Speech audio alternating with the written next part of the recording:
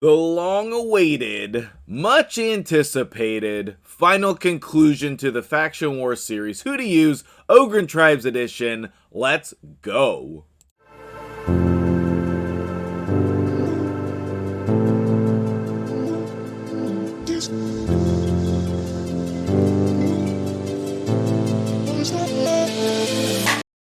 What's up, guys? MtgJedi here with the Ogryn Tribes special. We are talking about Faction Wars, Who to Use. If you have not seen this series and this is your first time here, thank you so much for joining me. Hit the subscribe button and the like button. Tell me in the comment section below, and let's get into it. Actually, before we get into it, make sure you check out the rest of this series if you're having any problems with Faction Wars. I have a video just like this for every faction. Easy to use teams, accessible teams, the only champions you should use in every faction. So, let's break it down today. Spoiler alert. I don't know. Why is it doing that? Alright, so in this series, we do DDRCH, damage, debuff, revive, control, heal. These are the 5 things that you want in every team, and without fail, it definitely works. Now, in Ogryn Tribes, you can actually skirt this a bit depending on what your roster is.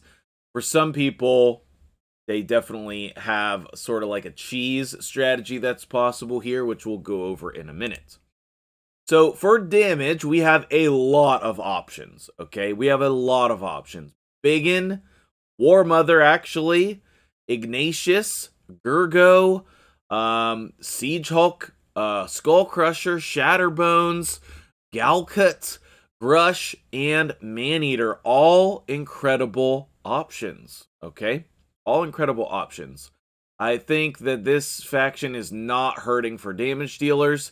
I do not recommend Skull Crusher, just as an FYI, because he takes so long for you to get through all your counterattacks. But if you have him at 60 for your clan boss team or whatever reason, just use him. Unless you have a lot of champions at 60, he's going to be, you know, he's going to be a damage dealer for you. I used to have Ogryn here as a damage dealer for this faction, but since they changed his kit, he doesn't put out as much poisons, and you can't rely on him as a damage dealer. Obviously, he's a great champion. He will be later on this list, but in terms of, like, just your damage, Ogryn is not going to get you there. Now, debuffs, we do not have a lot, okay? We do not have a lot of debuffs, but the ones we have are very good, okay? YuGiOh, top tier. She's an auto build on everyone's account, in my opinion, so I would just build her if you have her. And then Siege Hulk, same thing, decreased defense. So if you don't have YuGiOh, build Siege Hulk. At the time of this, I did not have Siege Hulk, but now I do. Revivers, yeah, so we don't have good options for this, but YuGiOh can technically revive your team if she's the last one alive. Just make sure she has the most HP and defense on the team. And Shamrock has a chance to place Revive on Death. Neither of those are great options, okay? So we'll come back to this later in the list, but you might be skipping this for this faction because none of those are great options. Now we have control, and this is very important. You do need some type of control on your team. It is possible to beat this faction without any of these champions, though. I do not have a single one of these champions ranked up, and I cleared this faction, okay? But these champions do make it easier. You know, Ignatius has the AoE Provoke, YuGiOh with the AoE Freeze, Shatterbones controls the turn meter. Prundar and Towering Titan are not 100% with their controlling abilities, but they can be used, and I think they can be used at level 50 as well. We have an HP-based champion and a defense-based champion, and so that does provide some survivability for you. Now, in terms of the healing, you actually can use Drakul. He's definitely usable. Claude provides some healing. YuGiOh is the best, in my opinion. I guess Ogryn is better than her. Grush is amazing, okay? Did I have him on the list as a damage dealer? Because actually, okay, I did. I was going to say, Grush can be built for damage, and so not only can he be your healer, but he can be a damage dealer for you as well. Claude, I was just never that big of a fan of Claude, but I know a lot of other players have used him, so consider him to be an option. Now, since the time of this recording, I've built Grunch Killjoy and been pretty impressed with him, so I want to include him here as a healer. He's not like the best healer, but the cleanse is really good, and plus he has a bomb that can do a little bit of damage, and he has block buffs on his A1. He's actually a really good champion. At some point, I should do a champion guide on him, but I don't know when I don't know when we'll get around to that. But he is a really good champion, so I probably should have included him on the heal list. Now we have some incredible rares in this faction, and you can actually get away with building 3 rares in your team. So there's really no excuse for struggling in this faction unless you can't pull these rares, okay?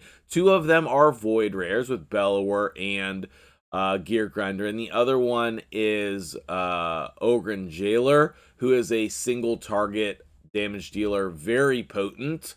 Gear Grinder is the only true reviver in the faction, but depending on your team, you may or may not need him, okay? Bellower is going to give you all the control that you want. In addition to his abilities, you're going to put him in a stun set, and almost everybody has Bellower in their team, all right? So now let's get back to that spoiler slide from the beginning. Okay, the top row here, Occult Brawler. Did I have him as a damage dealer? Damage dealer. Occult Brawler, it lost his circle, but he can be used as a damage dealer. So we have Occult Brawler in here for the poisons, and he actually does some good damage. But the main reason Occult Brawler was in this idea of these teams is because he can tank for you. You can get people to target him, and then he's pretty survivable.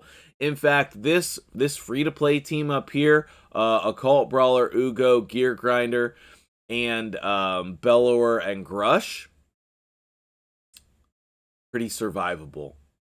You can build them all with like HP and defense. So pretty survivable team there.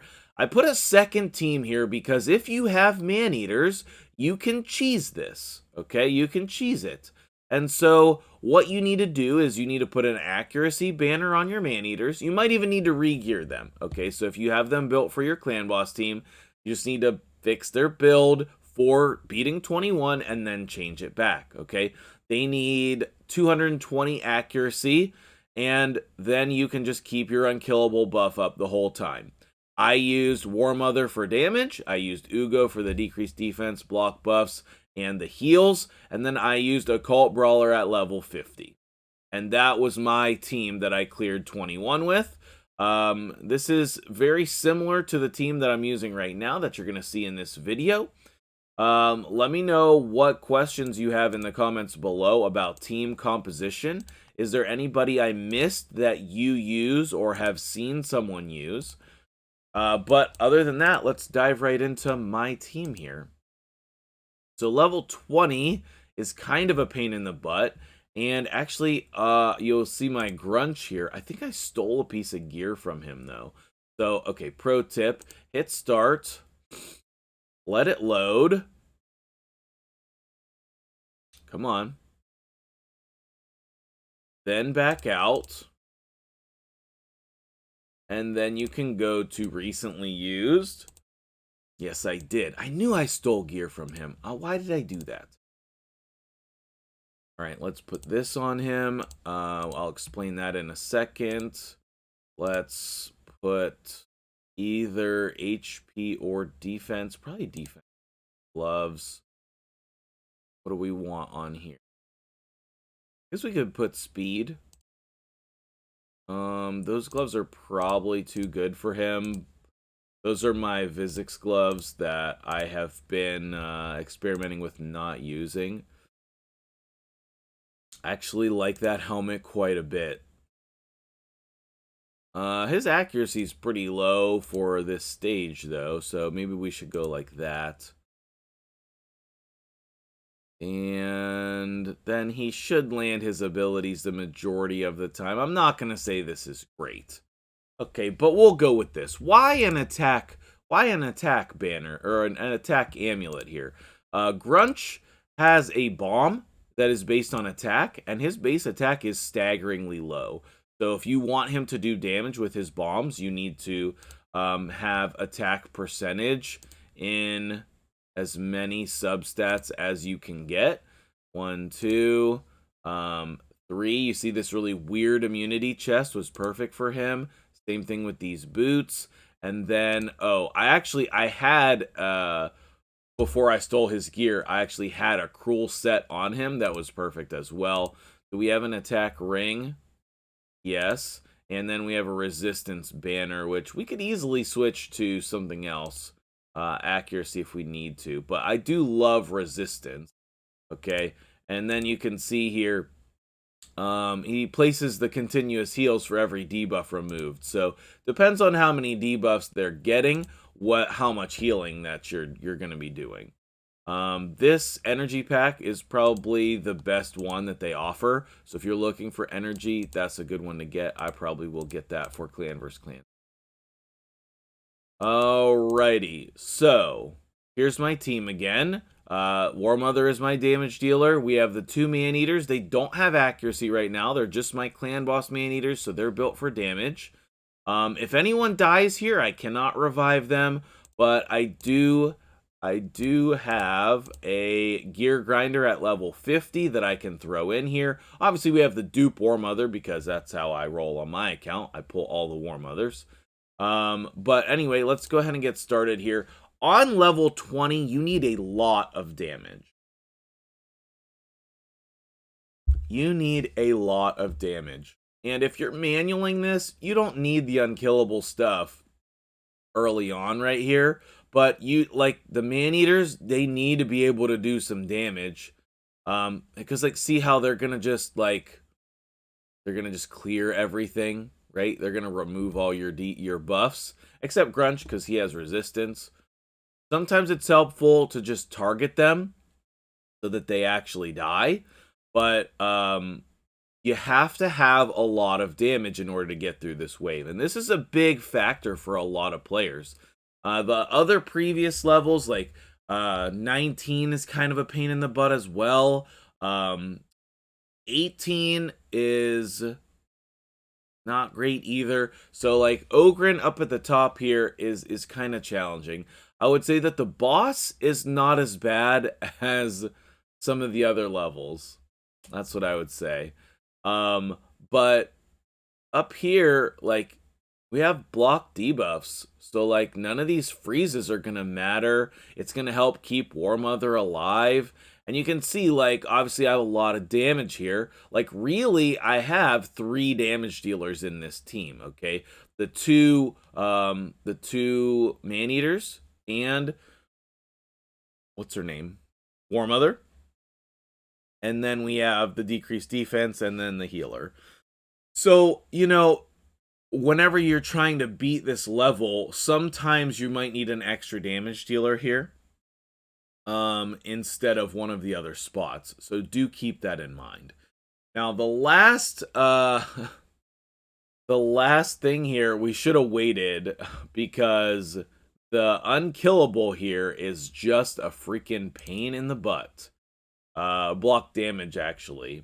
But it is no fun. No fun. Resisted because he doesn't have the accuracy banner, and now we're screwed. So we'll just let these go until the block damage falls off, and then after the block damage falls off, then we can finally kill somebody. War Mother's gonna die. That happens sometimes. It's not nothing to worry about.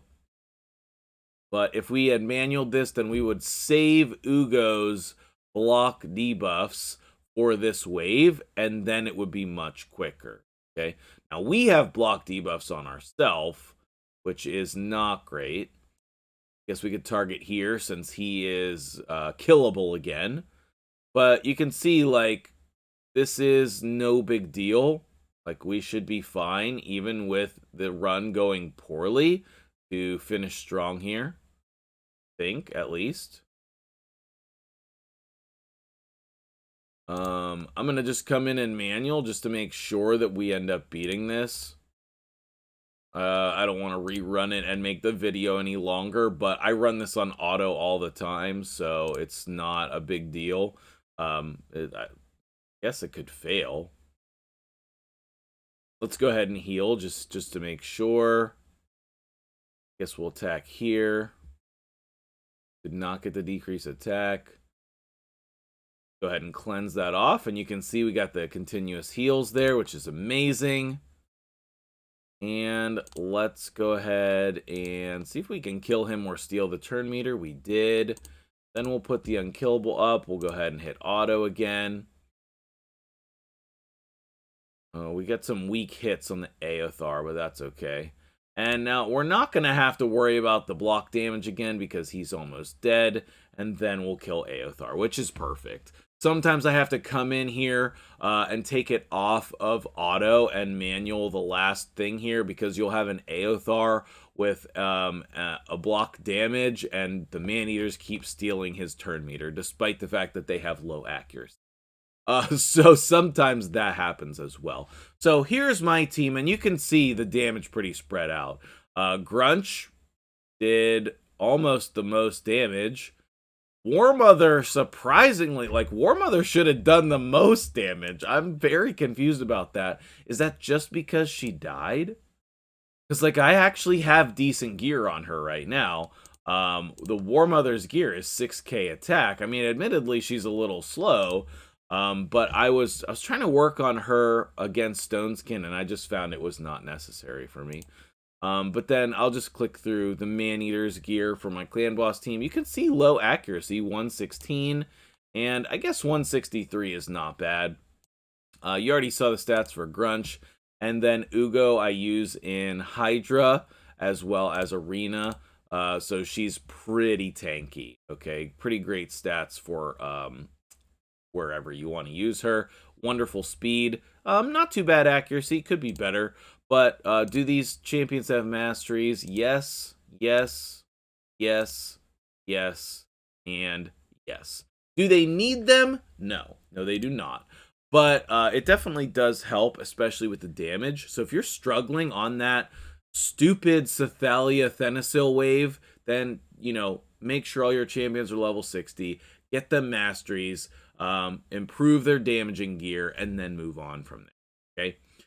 If you have questions, let me know in the comments below. And until the next video, I'm MtgJedi. Tell me about your Ogryn Tribe teams in the comments as well. And check out some other videos in this playlist. Let's get those Lydias.